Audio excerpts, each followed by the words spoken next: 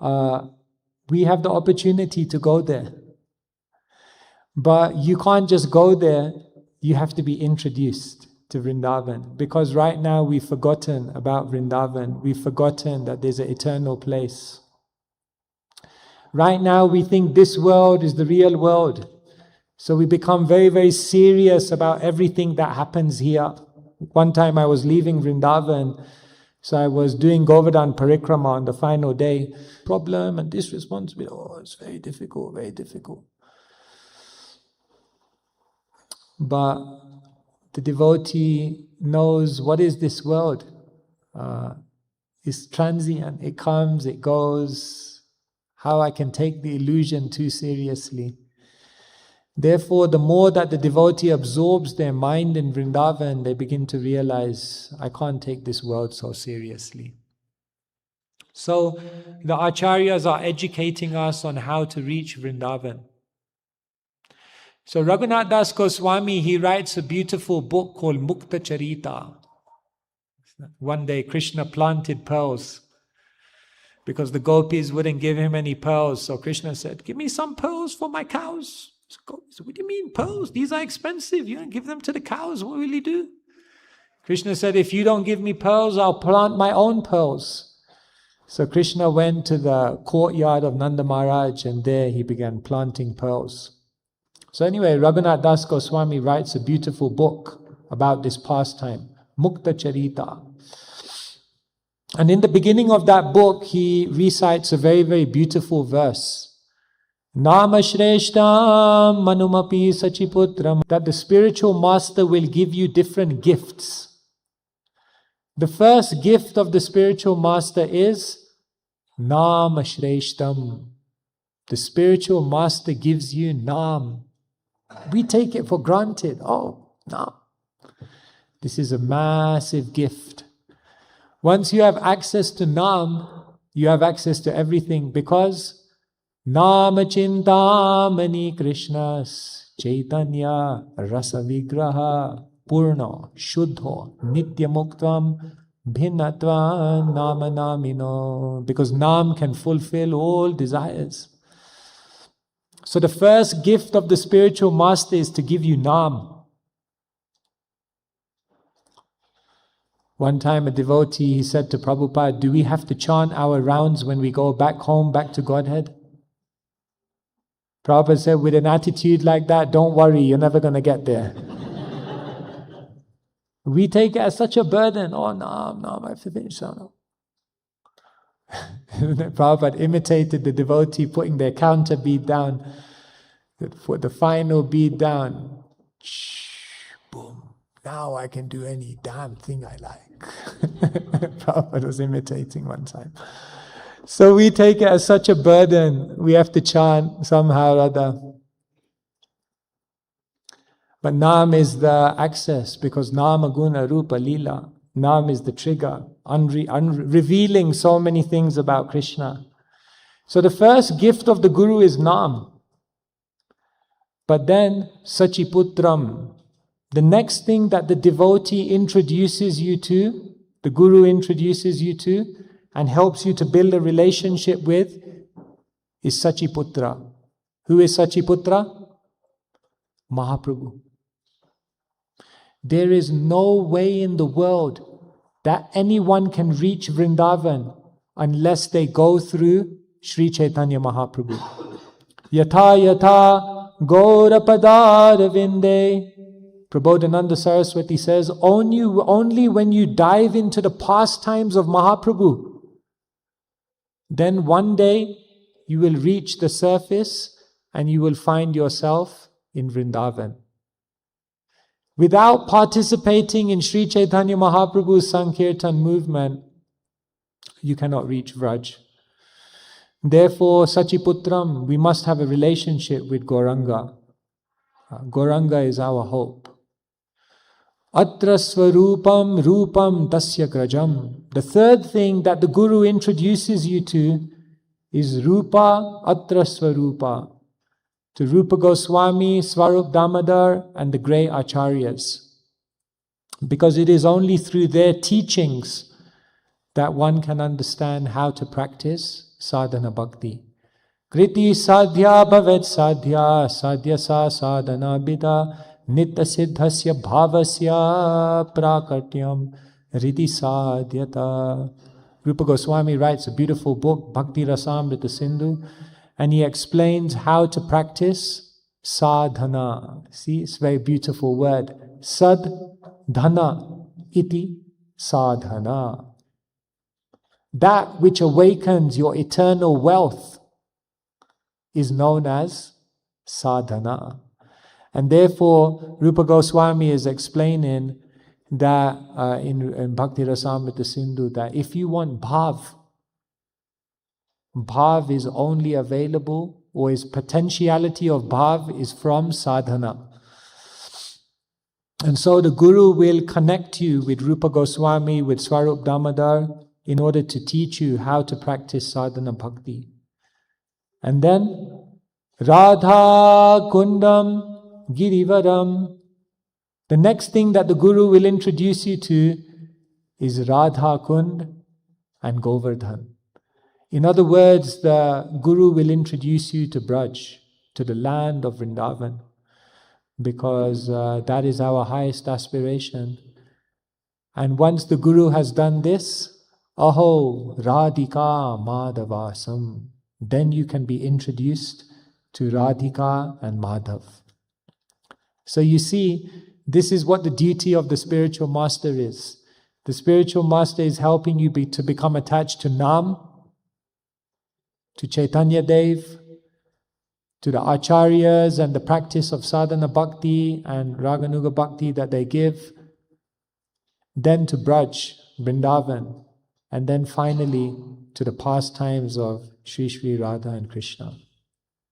So this is the process. But it requires focus, it requires attention. When you go on Brajamandal Parikrama, does anyone know where does Brajamandal Parikrama begin? Which place?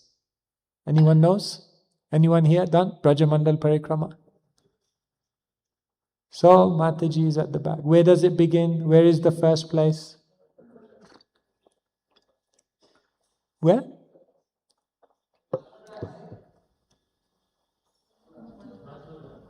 Mathura, yes. Where in Mathura? Specific place? Yes. Vishram Ghat. Isn't it?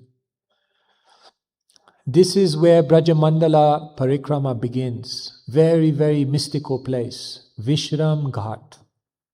So Vishram is a very, very interesting word because Shrama means hard work. Vishrama means Aram, relax, the place of resting. So it's very, very interesting when you go on Brajamandal Parikrama, the very, very first place where you begin the Parikrama is called Vishram. That actually Vrindavan is the resting place. Bhagavatam says nobody is resting in the world. Shrama eva hi kevalam. Everyone is engaged in shrama. But not just shrama. Bhagavatam says everyone in the world is engaged in parishrama. Understand? Parishrama. Pari is like similar to the English word perimeter. Right? So therefore you have many words like that. Parikrama, parikshit, parishrama, like that. It means all round. So Bhagavatam says most people in the world, they are only engaged in parishram, working hard, going round and round and round, and in the end, for what? One time Prabhupada was in Australia and he was going for a morning walk, and in Australia you have to drive to the park. So it was 6 a.m. in the morning and they went onto the motorway to get to the park and there was a traffic jam. So Prabhupada was in the back seat. He looked at the disciple Ramai Swami. He said, "Why is there a traffic jam at 6 o'clock in the morning?" So Ramai Swami said, "Prabhupada, in Australia they work so far away from their homes that they have to leave at 6 o'clock in the morning, drive 2 hours to get to work. And then after a long day's work, they have to drive 2 hours back. And Ramai Swami looked at Prabhupada, and Prabhupada had a tear. And a tear fell from his eye. And Prabhupada said, they're working so hard. For what? Parishram. Shrama eva hi kevalam. So therefore the Bhagavatam says you have to retire from parishram. But it's interesting, we have another word with shrama in it. Ashrama. So it's very interesting because the way Sanskrit works, if it's a short A in front of the shrama, it's a negation. So if someone says ashrama, it means no hard work. But if you put a long A, it intensifies. So ashrama means extremely hard work. So someone will say, hey, hang on. I want to get to Vishram. Why do I have to join the ashram? Isn't it? We tell you to join the ashram. Brahmachari, ashram. Grihastha, ashram. you know better than me. Sannyas, ashram. A little bit. So it's very interesting that ashram means hard work also. So someone will say, but ashram, you told us not to do parishram. Now you're telling us to do ashram. We just want vishram. So what the acharyas explain is that you have to retire from parishram. But then you have to work hard again. Because then you have to join ashram. And if you do ashram well, then eventually you can get to Vishram. So this is the trajectory of spiritual life. First thing is you have to retire from parishram. People are wasting their time. Don't think you have time. It comes and it goes. Be very, very careful how you utilize your time. Ayusha kshana ekopi na labhya svarna koti bi na chenirarthakam niti kachaha nistatodhika. Ayusha kshana ekopi na labhya svarna koti bi. Once one moment of time goes, doesn't matter if you have millions of gold coins, you can't get it back. So therefore the Bhagavatam says, don't do parishram. Now ashram. But ashram is not easy. It's not easy. You join the brahmachari ashram, not easy. You join the grihastha ashram, not easy. It's not an easy place. It's very, these things are very, very difficult. Once a devotee, he told me, he used to tell this joke. He says that he went to a hospital. It was where people had psychological problems. So he went into one room, and there was one man there, and he was in the corner, and he was just shouting to himself constantly, "Lu lu lu lu lu lu lu lu lu lu lu." He says, "So what happened to this person?" So the doctor said, "Lulu." There was a girl, but she said no, rejected. He went pagal, mad. So this person thought, wow, Lulu, powerful. So then he went to the next room. There was one fellow in that room, he was in the corner and he was Lulu, Lulu, Lulu, Lulu. This one said, he looked at the doctor, he said, what happened to this fellow? The doctor said, he married Lulu.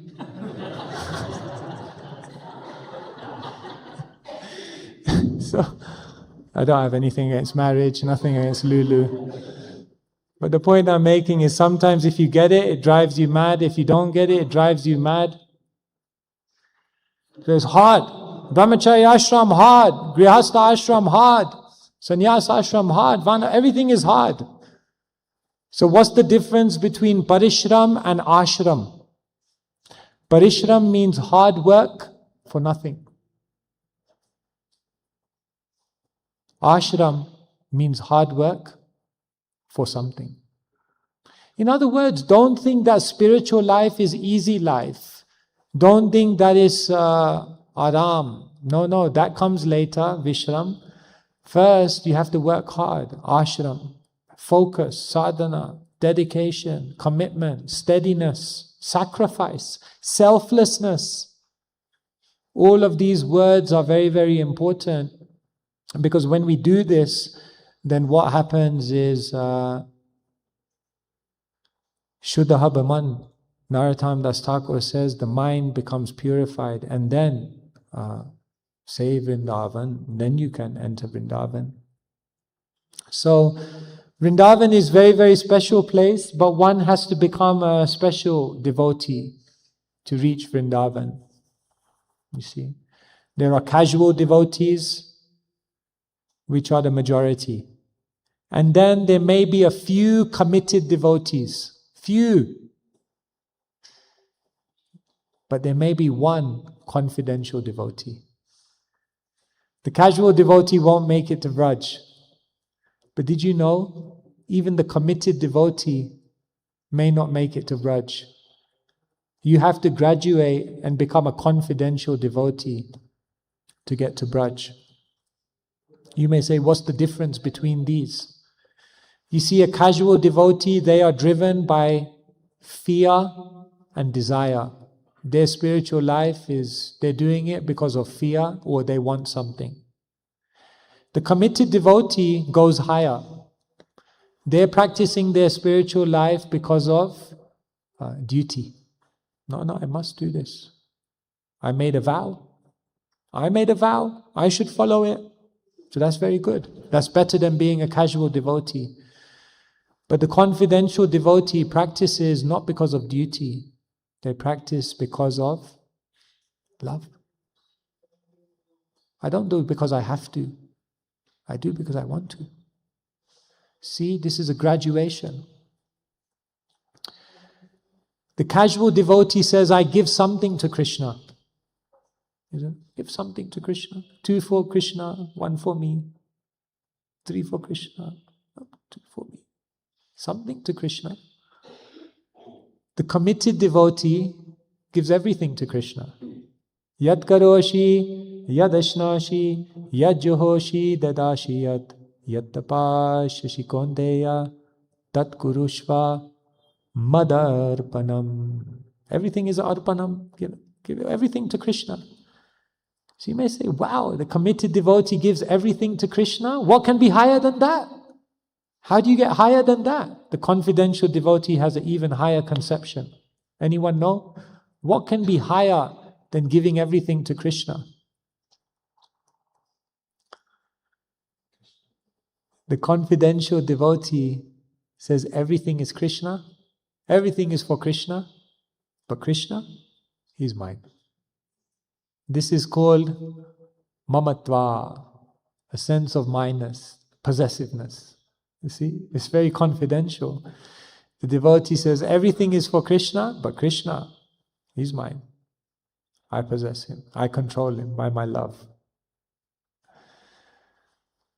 A casual devotee, some parts of their life are connected to Krishna and other parts of their life are other parts of their life.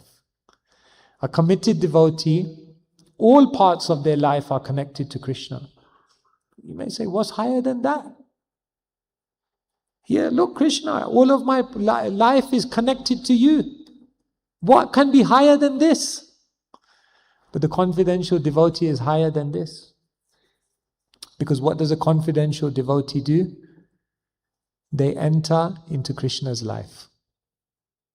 In other words, like Krishna says in the Gita, Machita madgata prana bodhayanta parashparam katayantascha mam nityam tushyanti cha ramanti cha. Krishna says, madgata prana, their lives enter into me.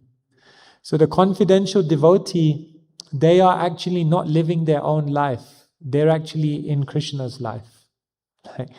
It's very inconceivable to understand. But the confidential devotees, they are constantly in remembrance of Krishna. What is Krishna doing? right? Like we have all these artis at different times of the day. So the idea of having artis at different times of the day is that the pujari is actually trying to enter into Krishna's world.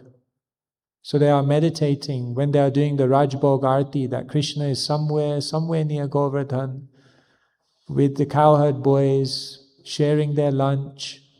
They're entering into Krishna's world. So like this, confidential devotion is very, very high. This is Braj. This is a spiritual world that most people have never heard of. In Vrindavan, God becomes defeated. God becomes contradicted. God becomes the servant of His devotees. It's very, very inconceivable to understand. Krishna made so many statements in the Bhagavad Gita, but in the love of Vrindavan, in the love of Srimati Radharani, even Krishna's own statements became contradicted. This is inconceivable. How can God's word ever be proved wrong? In the face of Srimati Radharani's love, Krishna's words become wrong. You may say, how's that? Because Krishna says in the Gita, Ye yatha mam prapadyante tamstateva bhajami aham. Krishna says, as you surrender to me, I reward you accordingly. But when Krishna saw the surrender of Sri Radha, what did he say? Naparayeham niravadya samyujam swasadu krityam vibuddha yusapiva. Krishna looked at the sacrifice of Srimati Radharani and said, I can't repay you. No, but you said, as they surrender, you'll reward them. I can't, I have nothing to give. You've made me contradict my words. I can't reciprocate with your love. It's too great. In the Gita, Krishna says, Vedaham samatitani vartamanini charjuna. Krishna says, I know past, I know present, I know future, I know all living beings. But when Krishna saw Srimati Radharani, he realized, I don't know. I don't know what her love is like. I don't know what she feels. I said I know everything, but I don't know her. Therefore I will have to come back to the world again as Sri Chaitanya Mahaprabhu. Radha Bhava Suvalitam Krishna Nomi Swarupam. I'm Krishna Swarup, but I'll come in the Radha Bhav to understand the love of Sri Radha, because although I told the world I know everything, I don't know what she experiences when she loves me. Krishna's words contradicted. Krishna says in the Gita, Mata parataram nanyat kinchidasti dhananjaya. Krishna makes a bold statement. There is no truth superior to me. Everything is resting on me. But that Krishna bows down to Srimati Radharani. And that Krishna says, Aham bhakta paradino hyashvantantra ivadvicha. The whole world thinks I'm independent, that everything is resting on me. But I've become completely dependent on Srimati Radharani. This is very confidential. How do we understand all of this?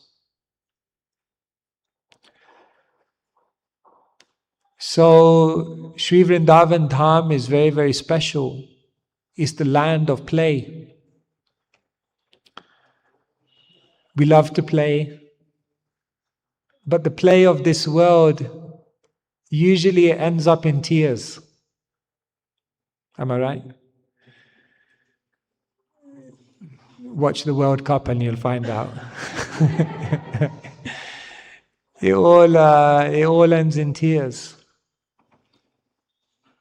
Apparently it all happened in Kenya when Arsenal lost. Right? Because all of you are Arsenal fans, apparently. All the play of this world ends up in tears. But we love to play. because Krishna is inviting us to play with him in Vrindavan. But to play with Krishna in Vrindavan, one must qualify themselves, and therefore one must retire from parishram, useless work, and now enter ashram, hard work, but for a noble purpose.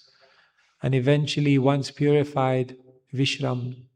And then you go to Braj, you go to Vishram Ghat, you enter Vrindavan, and then you enter eternity. And then you realize there's nowhere else to go. Right?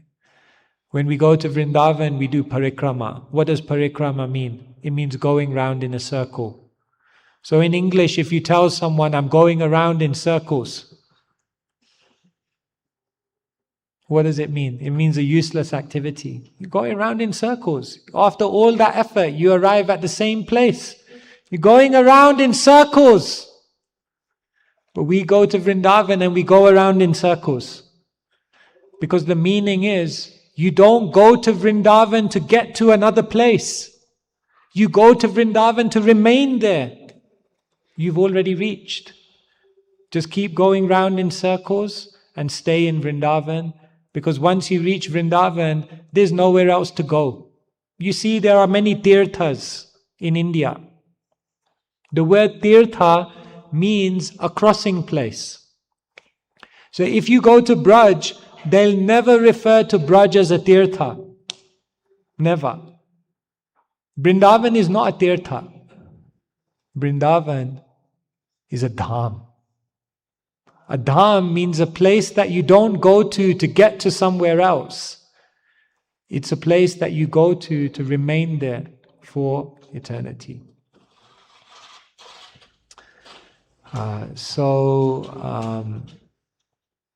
Like this, Vrindavan is our highest aspiration, and Srila Prabhupada invited all of us to go there, to the land of Sri Krishna, the playground of Krishna. So I think I will stop there,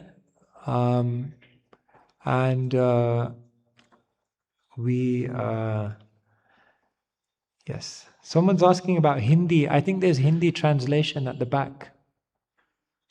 If someone needs Hindi. Is that okay? So then we'll just take some questions. Jai Shri Radha Banke Bihari Ki Jai. Yes, Manasi Ganga Mataji. Yes. Maharaj, so then we should all aspire to be in Vrindavan. So who's going to fulfill Chaitanya's vision of every town and village? Yes, thank you so much. There are 4 types of Vrindavan. There is Goloka, Vrindavan in the spiritual world. Then there is Bhoma, Vrindavan in the material, earthly, terrestrial, corporeal plane. We go to Vrindavan. The third Vrindavan is the Vrindavan that's created by the vision of a pure devotee. In other words, a pure devotee can create Vrindavan anywhere.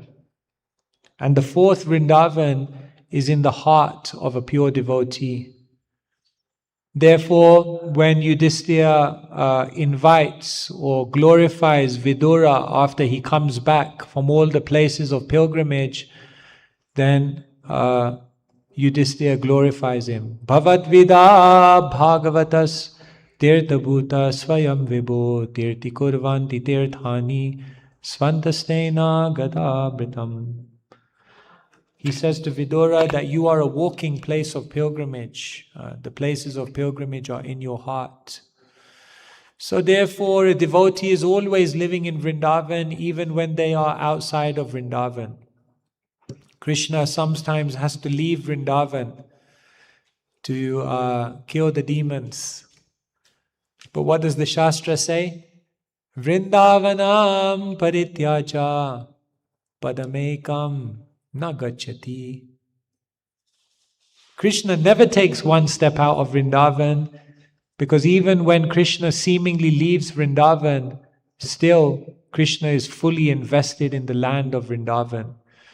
And therefore the devotee, yes, they travel, they must serve, they make a sacrifice. Ashrama, part of our ashrama duties is to share, to serve, to spread the glories of Sri Vrindavan Dham.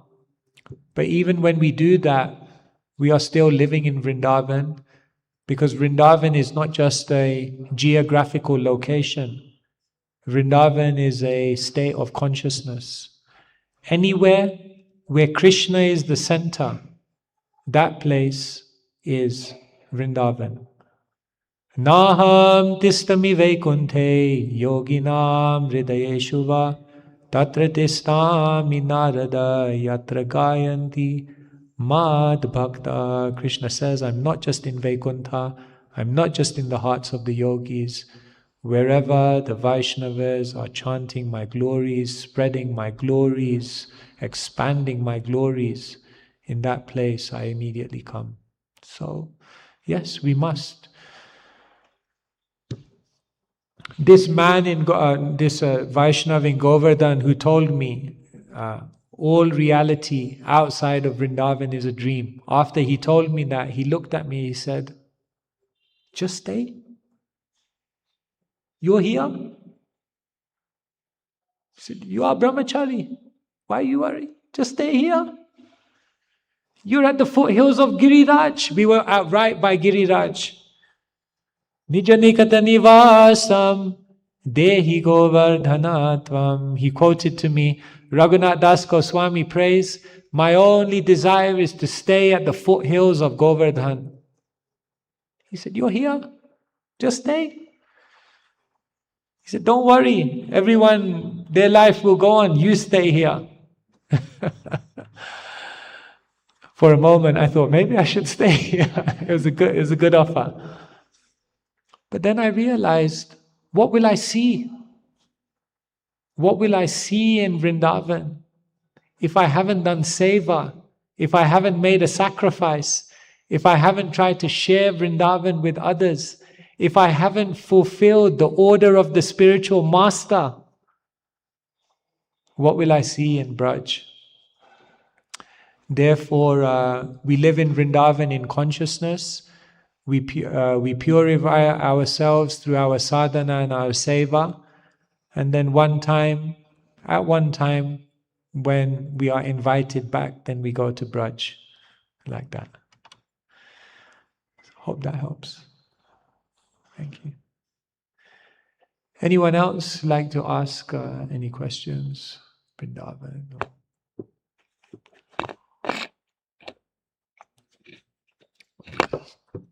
Okay, yes, Mataji. Again? So, what about leaving your body in Vrindavan? Because it is said, more than taking birth in Vrindavan, it's more significant to leave your body in Vrindavan. Yeah, what about leaving the body in Vrindavan? Yes, devotee is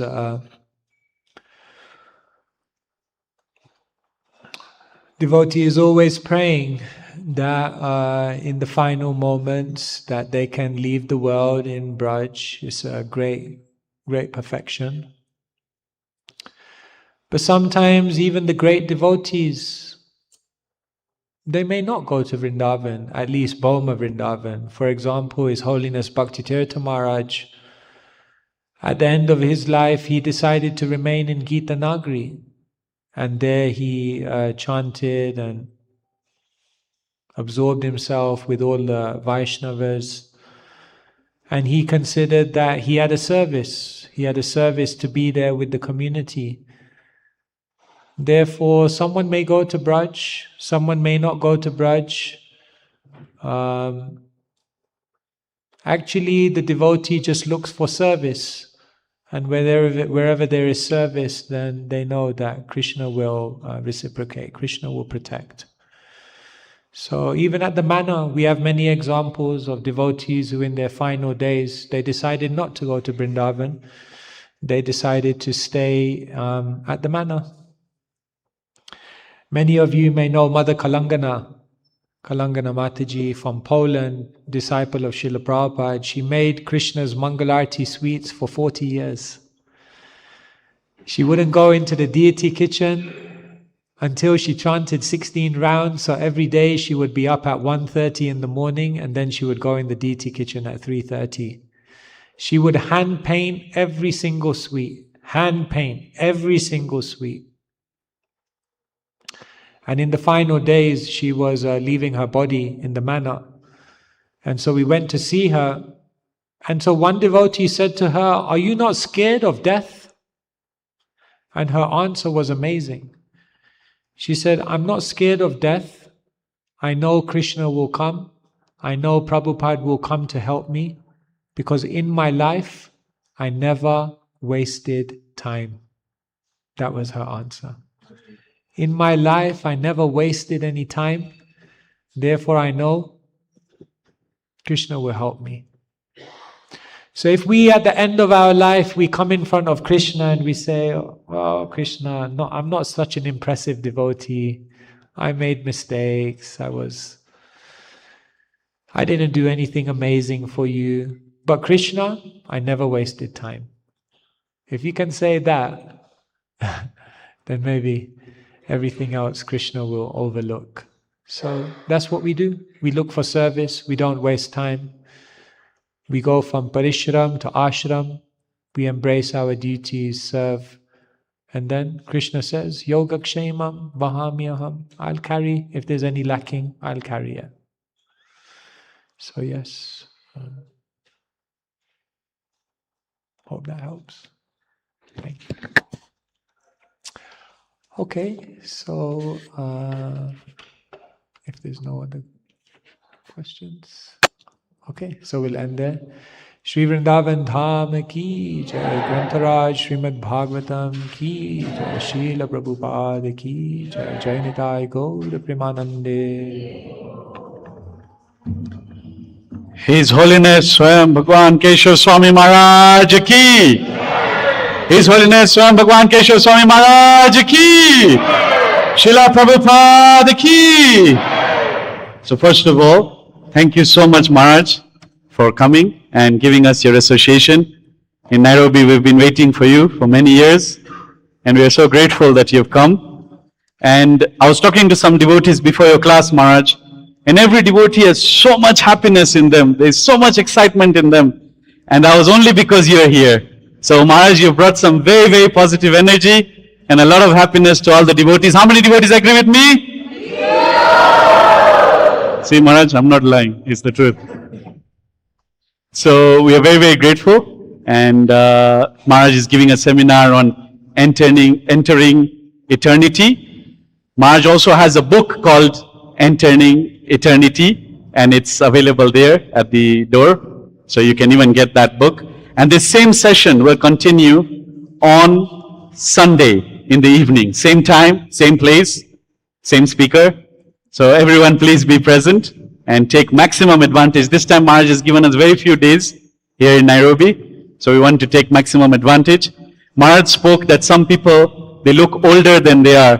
But Maharaj, with you, it's opposite. Every time you look younger, wherever we see you. How many devotees agree with me? Yeah. So, also Maharaj took everyone, at least mentally, for a moment to Vrindavan. Everyone remembered something about Vrindavan, their time there, their time in Parikrama. At least something Maharaj made us, take us back there. So thank you so much for that wonderful class and for so much encouragement and easy way that you explained. We're very, very grateful to have Maharaj here. So now there'll be Mahaprasad for everyone. Please proceed to Prasad. And before we go, we want to welcome Maharaj the Kenyan style, the Nairobi style. All the devotees are ready? My first announcement was Prasad is ready and it's downstairs. All the devotees are ready? So let's welcome Maharaj the Kenyan way. His Holiness Swami Bhagwan Keshava Swami Maharaj ki! Srila Prabhupada ki!